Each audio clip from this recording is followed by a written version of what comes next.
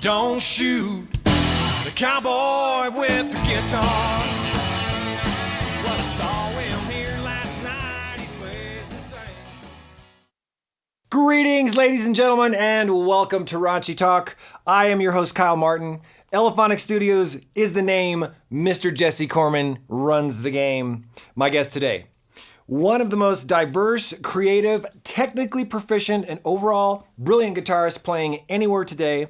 Writer, producer, a guy who likes the movie Crossroads with Ralph Macchio about as much as I do, Mr. Carlos Apodaca. Thank you, Kyle. What's up, brother? Not a whole lot, man. I am so excited to have you on this show. We've been talking about it, and now it is a reality. There it is. So, a guitar, how did it find its way into your hand, sir?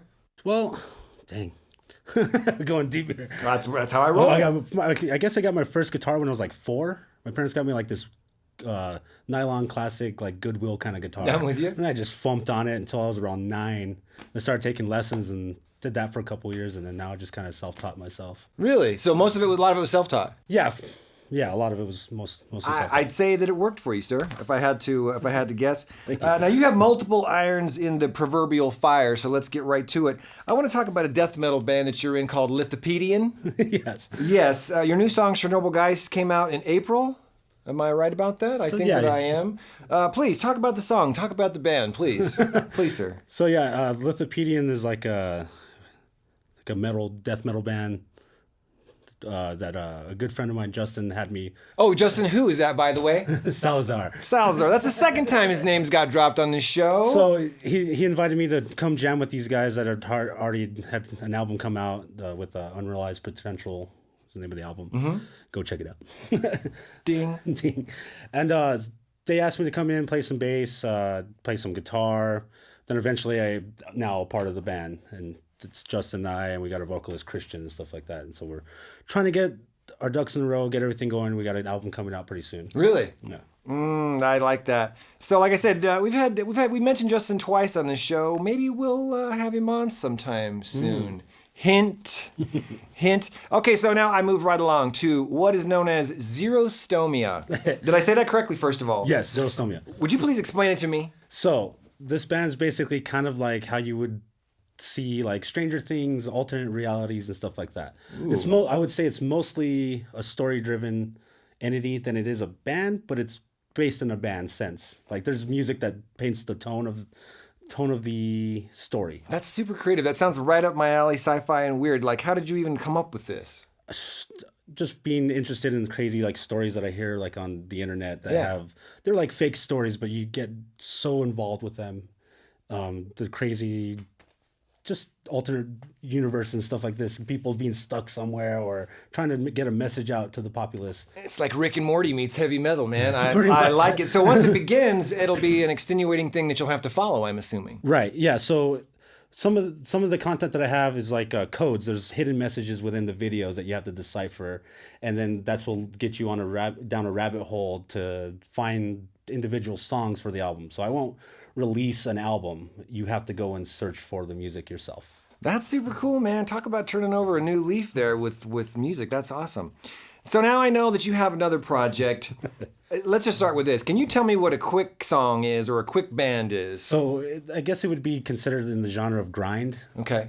And it's just the songs I'm coming up with are just on the fly, in your face metal, but they're about like 30 seconds long. Really? Would it be available in an album capacity, or how would somebody? Yeah, so eventually I'm going to release like an EP of it, and it'll be like maybe 10 tracks, but the whole album will probably be like 2.5 minutes. It's pretty heavy stuff, I'm assuming. Yeah, it's real quick to the point, in your face, and then you're done. I told you, like, the way I grew up playing 3 or 4 hour nights, playing like 200 songs a night, I was like, I don't know if I can learn that much material. Yeah. So to fill a 3-hour set. Oh yeah, that's a lot. Yeah, that's a lot of music. If somebody wants to look at this, hear this stuff, where can they find all this stuff? So Xerostomia has multiple ways of getting to. Oh, let me go back a little bit. Lithopedian. You can definitely find Lithopedian on YouTube, Bandcamp, Facebook. There's I think there might be a Twitter out there. As we peek to the unmentioned individual in the background. So yeah, it's all out there. And Xerostomia, where can we find Xerostomia at? Xerostomia has got a YouTube and an Instagram and a Twitter. So, but the thing is with this one, Xerostomia, since there's so many rabbit holes, each you have to find. There's different codes on each individual platform. This is next level stuff, folks. You got to be in it to win it. You're going to hang out with this guy right here. So yeah, you got to find your way through. Okay, I'm going to let him look. So now, burning questions. A man of many guitars, what is your absolute baby, sir?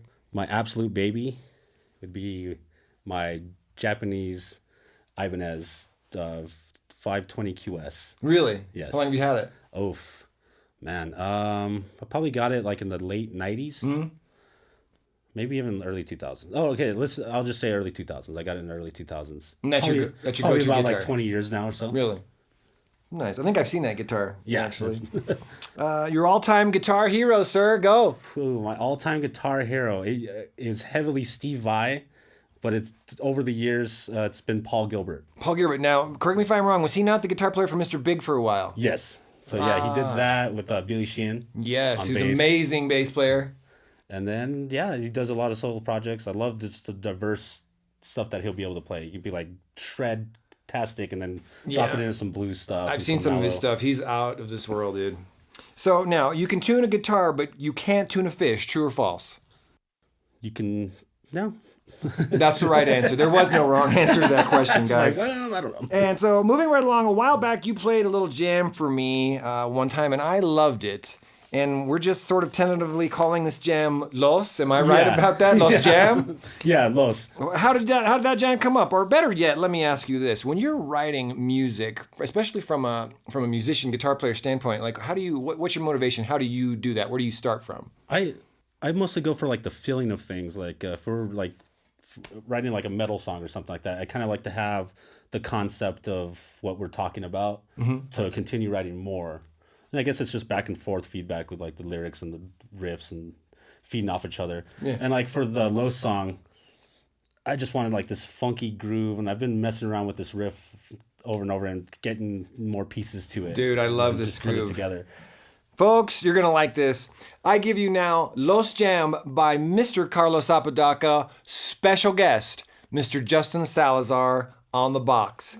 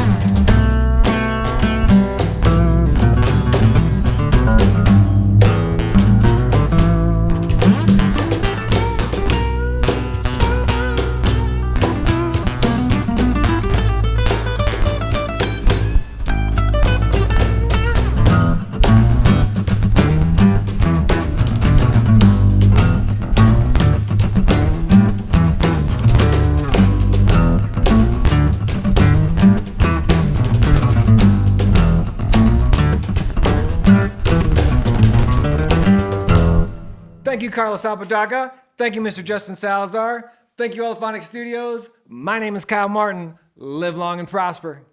Don't shoot the cowboy with the guitar. What a song.